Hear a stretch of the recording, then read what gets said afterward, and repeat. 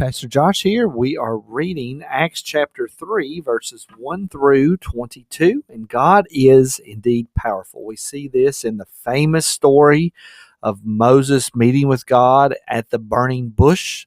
There's a fire in the bush, and yet the bush is not burnt up. God is powerful.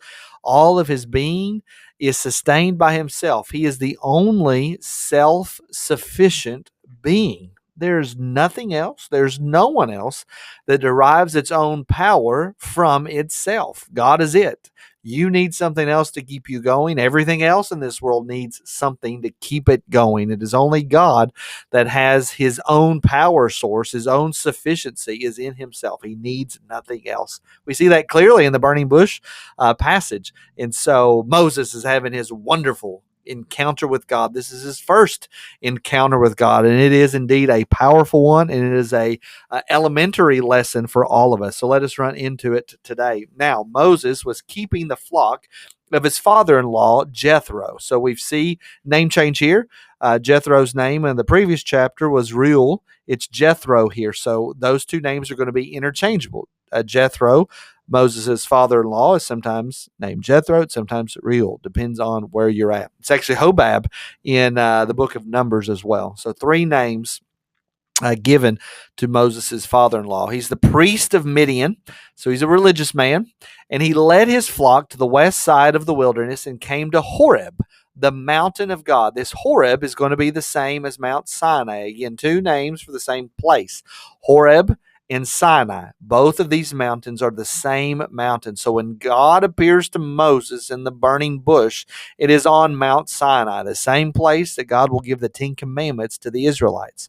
Verse 2, and the angel of the Lord appeared to him in a flame of fire out of the midst of the bush. Watch this closely. The fire is in the middle of the bush. Now, if there's ever a fire in a bush, the fire eats up the bush or eats up whatever object that it is burning, because that object gives fuel to the fire. Fire always needs fuel. It needs something to burn. Those of you that are familiar with extinguishing fires, they have the fire triangle, and one of the objects that you need in order for a fire to keep going is fuel. It needs something to burn. It also needs oxygen.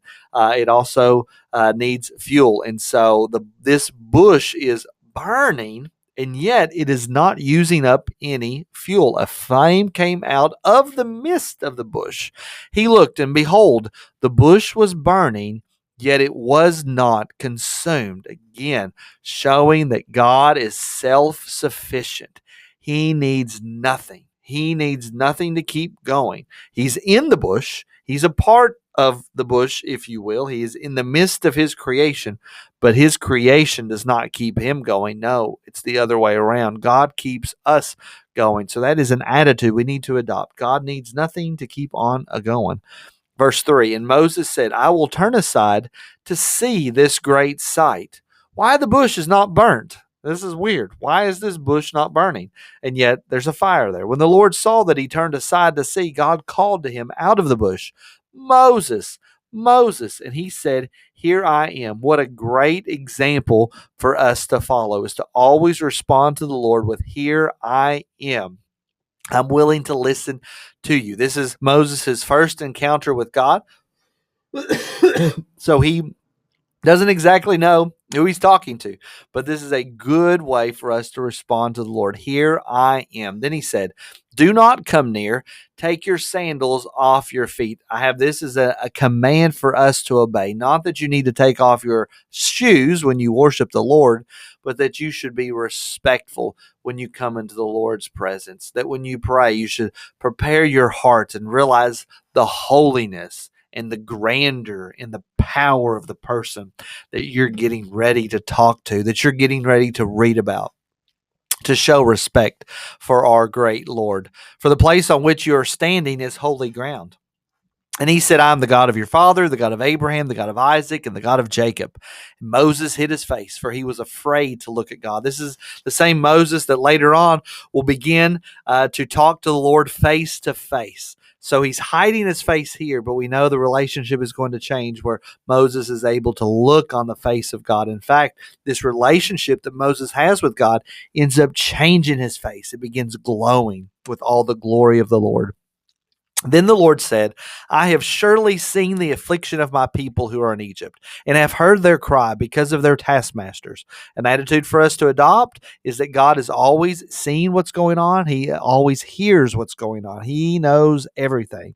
He says he knows their suffering, and I have come down to deliver them out of the hand of the Egyptians, and to bring them up out of that land to a good and a broad land, a land flowing with milk and honey, to the place of the Canaanites, the Hittites, the Amorites, the Perizzites, the Hivites, and the Jebusites. These were wicked and evil tribes and people groups that the Lord has been very patient with. In fact, God told Abraham nearly 400 years earlier that their time has not come yet, that they, in a sense, are not wicked enough, or not evil enough, and God has been very patient with them. They have not repented, and so now the Israelites are going to go into their land.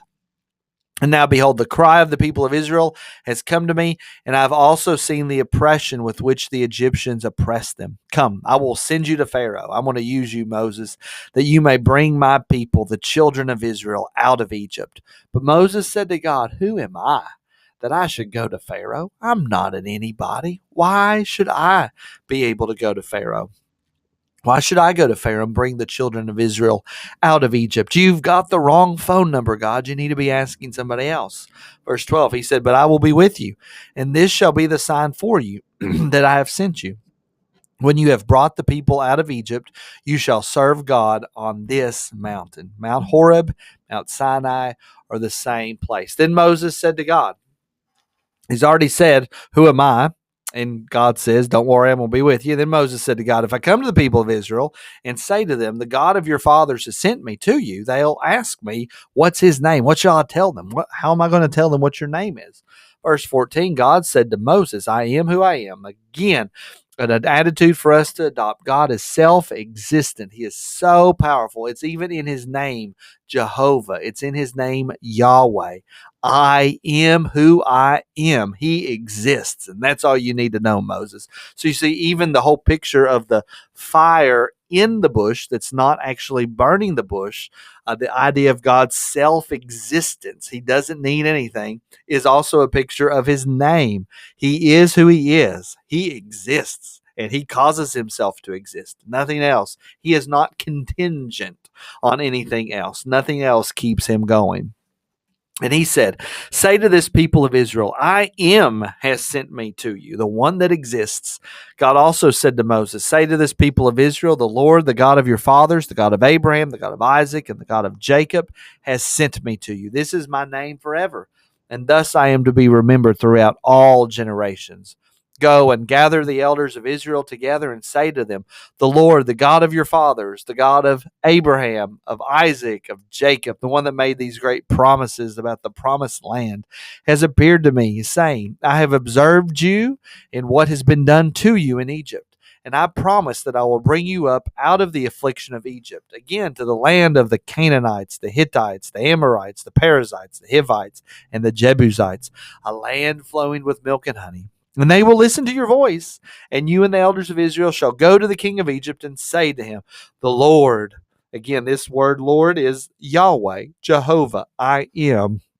This is the short form that our translators use. Capital L, capital O, capital R, capital D is the Jehovah, is the Yahweh that is behind. That is the Hebrew that's behind a capital Lord. The Lord, the God of the Hebrews, has met with us. And now, please, let us go a 3 days journey into the wilderness that we may sacrifice to the Lord our God. So God is preparing Moses and saying, you're going to go to Pharaoh and say, hey, let us go and worship to our God. Let us go and sacrifice to him after we go to a 3-year journey. But I know that the king of Egypt will not let you go unless compelled by a mighty hand. So God's preparing Moses. You're going to ask him to let you go, and he's going to say no. And the only reason he's going to let you go is if he is compelled by my mighty, strong hand. So this is what he says. I will stretch out my hand and strike Egypt with all the wonders that I will do in it.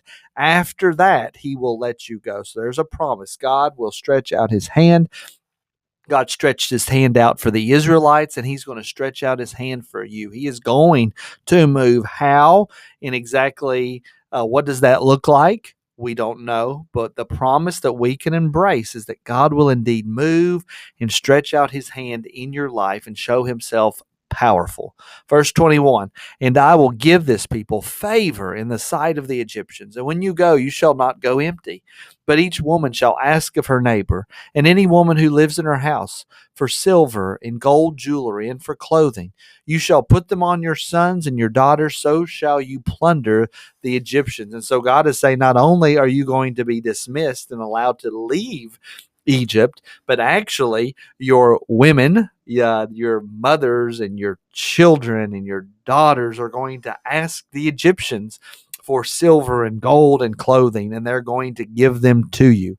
And indeed, we do see that's exactly what happens when the Israelites come out of Egypt. Indeed, God is powerful, and since he is this self-existent being, he can do anything he wants, and he can free the people of Israel out of slavery, and he can definitely move in your life as well in a powerful way. Are you ready and willing and looking for the powerful God to move in your life? I hope and pray that you are, and I hope that's been a blessing to you, and I'll see you all in the next video.